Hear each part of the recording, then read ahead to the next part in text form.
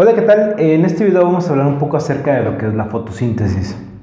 La fotosíntesis es uno de los procesos más importantes que se da en nuestro planeta, debido a que a través de ella todos los organismos que vivimos en este planeta podemos vivir a final de cuentas.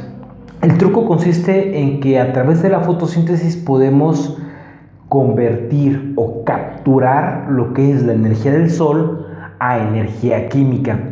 Y esa energía química a final de cuentas es la que entra en lo que es la biosfera y nos mantiene a todos vivos. Digamos por ejemplo que yo voy a un restaurante, me pido un filete, me lo como, soy muy feliz, es muy sabroso, pero el problema es que a final de cuentas debemos de comprender que ese filete viene de una vaca y esa vaca a final de cuentas se alimentó de plantas y esas plantas a final de cuentas obtuvieron toda su energía de lo que es la energía de la luz a través de la que es la fotosíntesis. Convirtió esa luz en energía química, la cual fue asimilada a través de la vaca y llega a final de cuentas a lo que es mi plato, ¿verdad? Mi sabroso bistec. De ahí entonces la importancia de lo que es la fotosíntesis llamó la atención a muchos investigadores, incluso desde la época de los griegos. Para no ser muy larga la historia, voy a mencionar 3 puntos muy claves durante el estudio de la fotosíntesis. Y para empezar, primero vamos a mencionar el trabajo de Jan-Baptist van Helmont. Para esto, él vivió en 1600, recordemos una época que yo ni siquiera me puedo imaginar. Pero él empezó a observar, por ejemplo, o él se empezó a hacerse muchas preguntas de cómo era que vivían las plantas. Y da un ejemplo muy bonito de cómo es el razonamiento científico.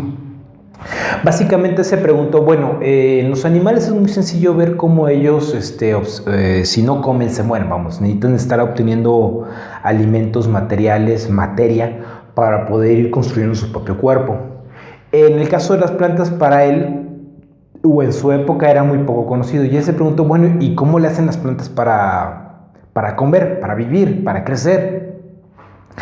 Y lo que él empezó a hacer fue realizar un experimento, plantearse un experimento en el cual él pudiera resolver esta pregunta. Para ello, lo que hizo fue a una tienda, se compró una maceta, consiguió un montón de suelo, lo pesó la cantidad de suelo que él tenía y después se compró una semilla de una planta cualquiera. A regarla continuamente con lo que era cantidades específicas de agua.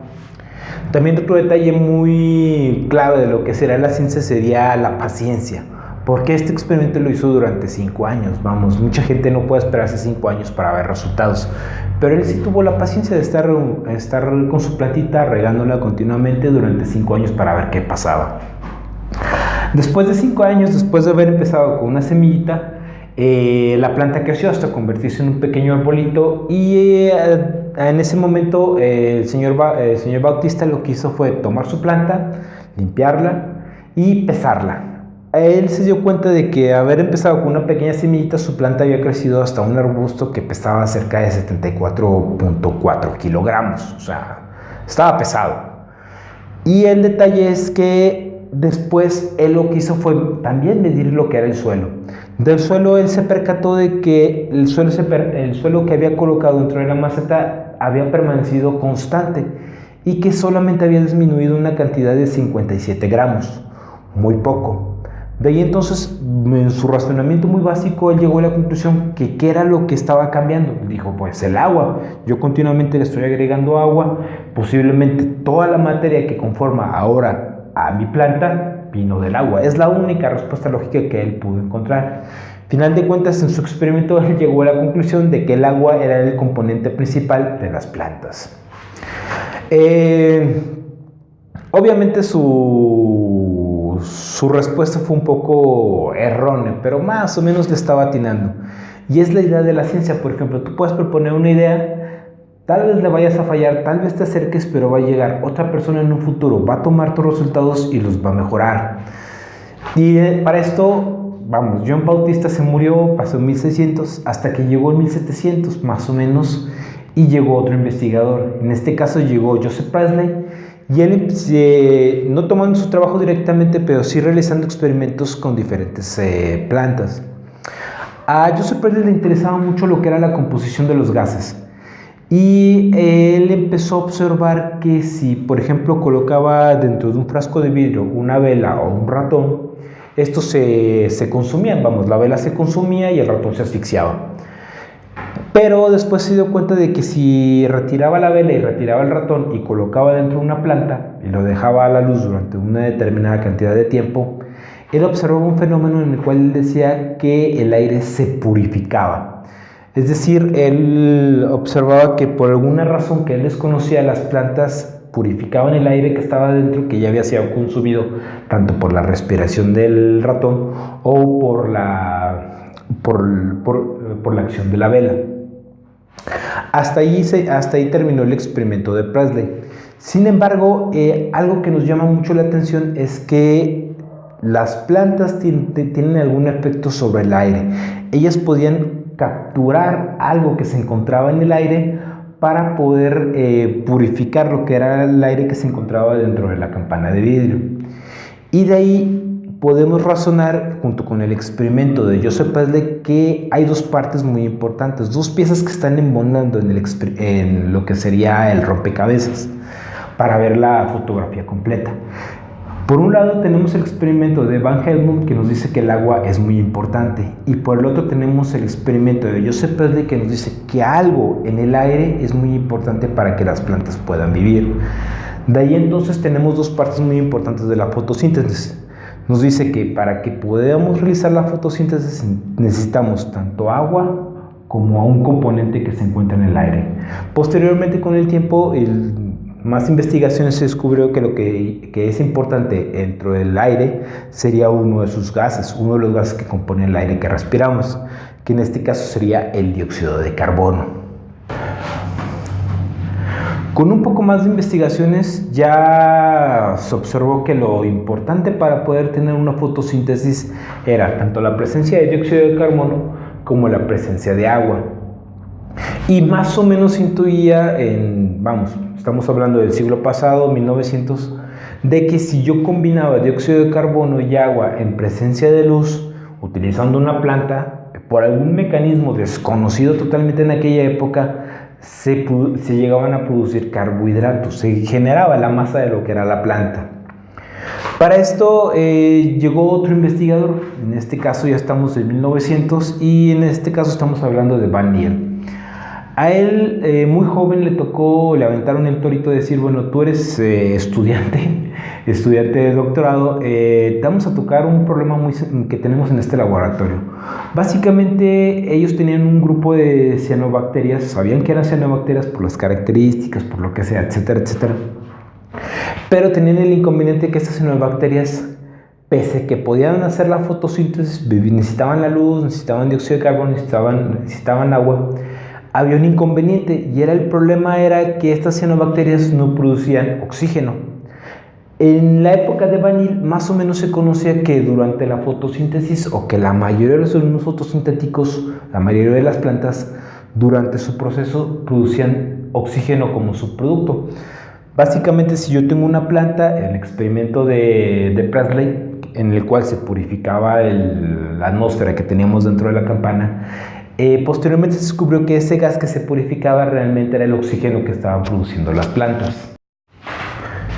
Sin embargo, a Van Niel le aventaron el problema de que, bueno, si bien todas las plantas, o la mayoría de las plantas que se conocían en aquella época producían oxígeno como subproducto, a él le presentaron el problema de que tenían una cianobacteria que no producía oxígeno. De hecho, producía algo así como compuestos de azufre. Y le plantearon el problema, bueno, ¿sabes qué? Resuélvelo, a ver cómo le haces. Y él, en base a sus experimentos, llegó a la conclusión de que en el caso de las plantas, o en los organismos fotoautótrofos, para incluir a todos, él propuso la siguiente ecuación, en la cual él combinaba lo que era el dióxido de carbono más dos átomos de algún aceptor de electrones, lo cual en presencia de luz producía lo que eran los carbohidratos más agua, más otro compuesto que era aceptor de electrones.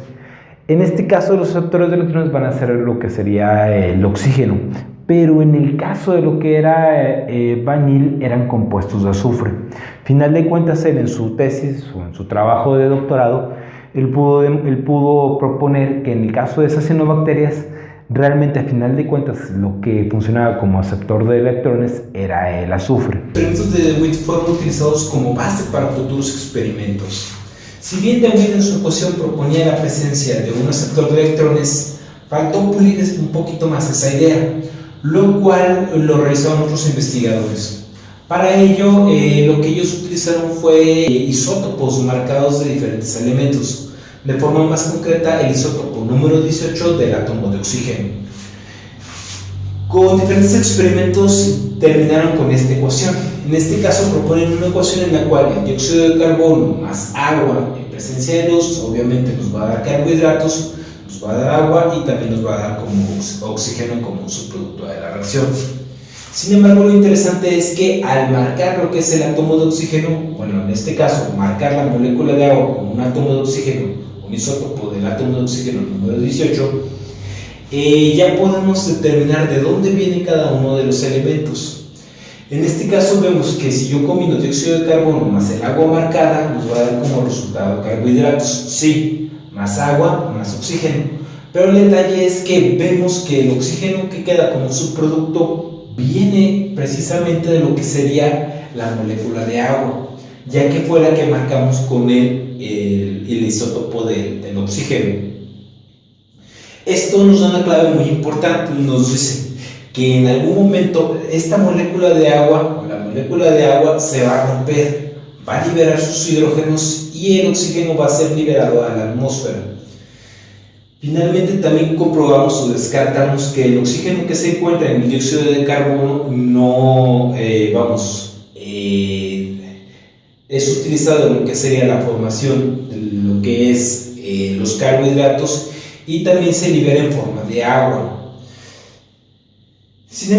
Con esto, bueno, ya tenemos las dos partes muy importantes de lo que es la fotosíntesis. Tenemos que al final de cuentas lo que DeWitt no había encontrado respuesta, en este experimento ya lo encontramos, y es que a final de cuentas el aceptor de electrones que va a participar dentro de la fotosíntesis va a ser el oxígeno que encontramos dentro de la molécula de agua, ya que en algún momento de la reacción la molécula de agua se va a romper, va a ser oxidada, va a liberar sus átomos de hidrógeno y estos van a ser incorporados junto con el dióxido de carbono para formar carbohidratos.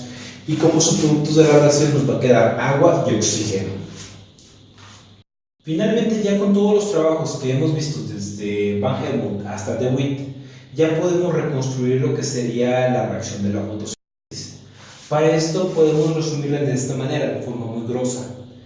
Y tenemos que durante la fotosíntesis combinamos lo que son 6 moléculas de dióxido de carbono más 12 moléculas de agua, los cuales dentro de una plantita en presencia de luz nos va a dar como resultado una molécula de algún carbohidrato más lo que serían 6 moléculas de oxígeno más 6 moléculas de agua. Lo interesante de la fotosíntesis en este punto es, si bien esta es la forma grosa de cómo se da la fotosíntesis, bueno, ¿y qué sucede en la plantita? Porque es donde se da realmente toda la reacción. Y posteriormente vamos a ver que dentro de la plantita esta ecuación que se ve muy sencilla realmente se fragmenta en muchas otras reacciones químicas que se dan dentro de la planta para que al final de cuentas tengamos lo que sería la producción de carbohidratos. Ahora bien, si bien esta ecuación es una sobresimplificación de cómo es la fotosíntesis, debemos de mencionar primero que ni todos los organismos fotosintéticos siguen lo que sería esta ecuación, no todos van a producir oxígeno como un subproducto. Acabamos de ver el experimento de DeWitt donde tenemos cianobacterias que producen productos como subproductos, algunos compuestos de azufre, y vamos a encontrar ciertas variaciones de lo que es la fotosíntesis en diferentes plantas que debido a lo que es la evolución se han adaptado a diferentes características.